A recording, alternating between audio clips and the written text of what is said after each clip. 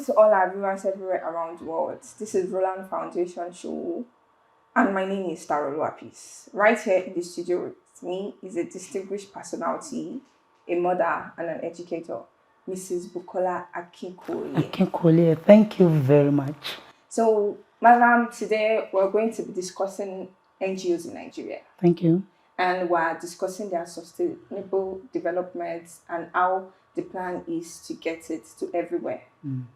So, what is sustainable development? To hit the nail in the head straight way, the aim of SDG goals is to ensure that everybody is happy, to make the world a better place for everybody, so that you take care of the needs of the people in the present time, and while giving attention to the people, you do not leave other creatures.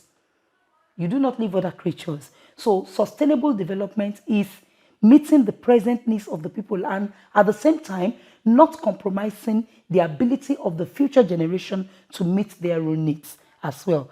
Then while doing that, you balance among human, social, economic, and environmental factors. Thank you very much. You're welcome. So when we're talking about sustainable development, how can we relate it to Nigeria? How can we relate it to our economy itself? Looking at Nigeria as the most populous nation in Africa, one might think, will it be possible to have equality, of rights and access to health, good health among the people? But I want to say it is achievable. Very, very much achievable. There are things we can do to actually get this done. By running a transparent and appropriate regulatory system, we would achieve this. Then by putting an end to corruption. Thank you very much for a very good answer, Ma. So when we're talking about this sustainable development, how do you think we can implement it in Nigeria? It is not out of reality to say that we can achieve it in Nigeria, inconsequential of the fact that we are the most populous nation in Africa.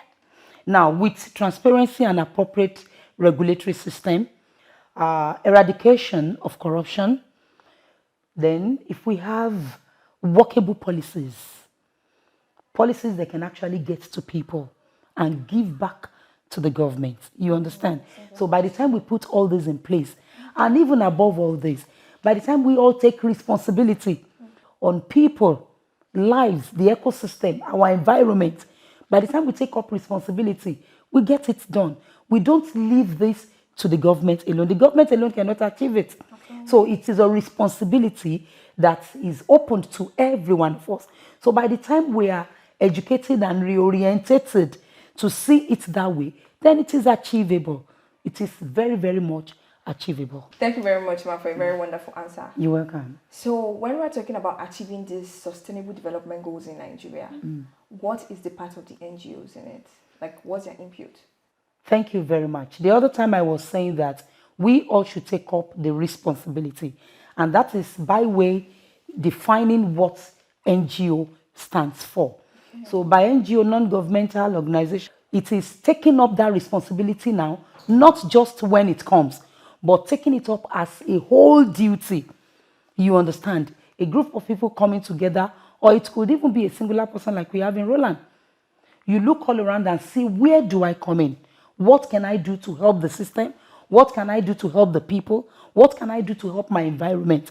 And NGOs in Nigeria, they have gone a very long way to help in different areas. We have seen NGOs that take care of street children. They take off children from the impoverished children from the street. They take care of them. The government may not be able to attend to all this. NGOs go to school. They provide writing materials for students without expecting anything in return. They go to villages and remote areas, give people clothing, renovate schools, erect borehole, different things. There are a lot of things, even lectures. When you bring people together, you empower them by educating them on what they're supposed to do. We cannot exhaust how much NGOs have done in Nigeria to actually help in ensuring that we have a sustainable development. Thank you very much for a very wonderful answer, Ma. So when we're talking about achieving the sustainable development goals with the NGOs, What's Rolan Foundation part? Like every other NGOs, Rolan Foundation is equipped, you know, is equipped, well ready by passion and materials to ensure that people's welfare is taken care of. So we have a welfare package where we take care of people's health, we provide food and the likes. Then also we have a capacity development package. We orientate people, we educate them, we help people, we empower them by training them, giving them skills. We have a CSR package, that is corporate social responsibilities, opened to everyone. I really want to say that Roland Foundation is a well-rounded organization that is ready to make everyone. There is no class of individual that we are not prepared to touch. Thank you very You're much, welcome. Ma. So I know you're an educator, and I know how it feels like, like you've seen a whole lot of cases when it comes to students that are not well equipped in class, lack of materials, not financially able to come to school, probably being sent home because they were not able to pay school fees. So how do you think Roland is coming into that part? We have programs on ground whereby we will make available to students writing materials, books, because some students, they have the brain. The natural capacity is there. They have it. But when it's, no matter what you have in your head, when you don't have a pen or a book to write with, there's nothing much you can do. So the ground is well set to ensure that we go to school, primary school most especially, because that is the basic. So we go there, we provide them with writing materials, uniform. Because when a child is not well dressed, the child will be timid. Even if the child knew the answer to the questions asked in class, he may not be bold enough to raise up his hand. So we have arrangement on ground to meet all these needs. Thank you for a very good answer, Ma. So You're when welcome. we're talking about these NGOs, what are the challenges they face? Now, the challenges are listless.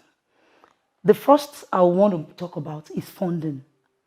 You will discover that NGOs don't always start because the founder has money to spend. It's always born out of passion.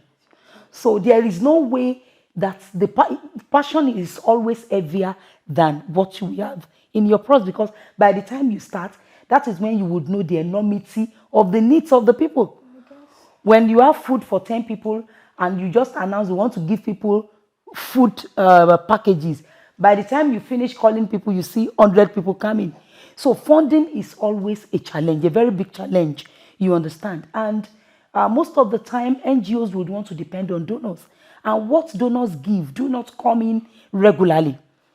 It doesn't come in regularly. So, and apart from that, the government regulations, there are some policies that are not very friendly.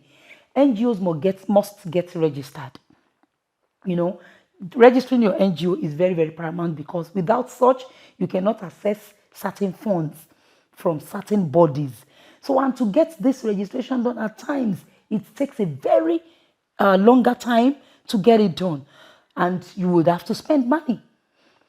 Then last of all is security, because when you run an NGO, you are going to be putting many people together. You'll be going to different places. You'll be mobilizing people from a place to the other. Then the poor people you are conveying maybe to a place to take care of them, you would have to be mindful of their security. So this is just mentioning few of the problems that NGOs are facing in the country. So I get some of all these challenges, and I know how hard it can be trying to get business registered. Now to talk about being a foundation and everything, a lot of protocols to follow and all. But how do you think we can actually overcome these challenges? It's overcoming the challenges, or let me say the challenges are not strong enough a reason for one to back out. At all. One should not back out. You cannot put together all the money you need to run an NGO. So if you are waiting that until I have all the money I won't start, then you will never start. So what you do is, when your passion is intact, you are not going out there to make profit. So then once you are there for funding, you make sure that you diversify what you do. You understand me? For instance, in our capacity development scheme now, we make sure that the people work. So it is not helping them to make them redundant. They have to work so that by the time you teach them or help them to acquire a skill or the other. Then they keep fending for themselves. So not a situation whereby we make you acquire skill, then we keep feeding you all your life. No. So you can empower people to be independent.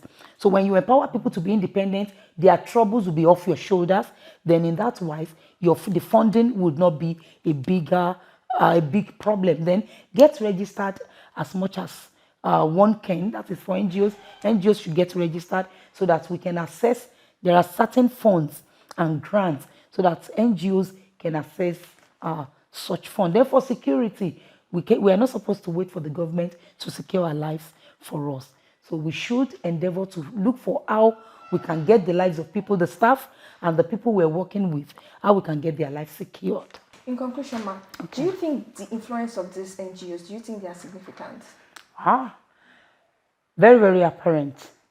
You look everywhere, you see the good works of NGOs. And if I want to really say that the nation is blessed to have concerned organizations, concerned people, the impact is everywhere, written everywhere.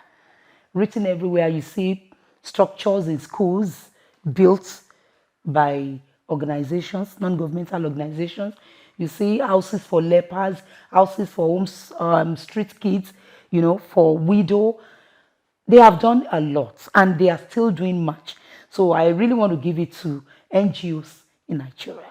Thank you very much, ma'am, for gracing us with your presence today. You're welcome. Hopefully, when next to call, you answer us. Definitely. Thank you very much. Thank you for staying with us to the very end of the show. We've heard about NGOs and their initiative to address issues like poverty, inequality, environmental degradation, and a whole lot more. And this is directed towards the less privileged people, students, and every other person out there who needs help.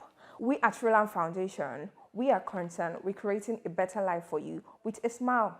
Thank you very much.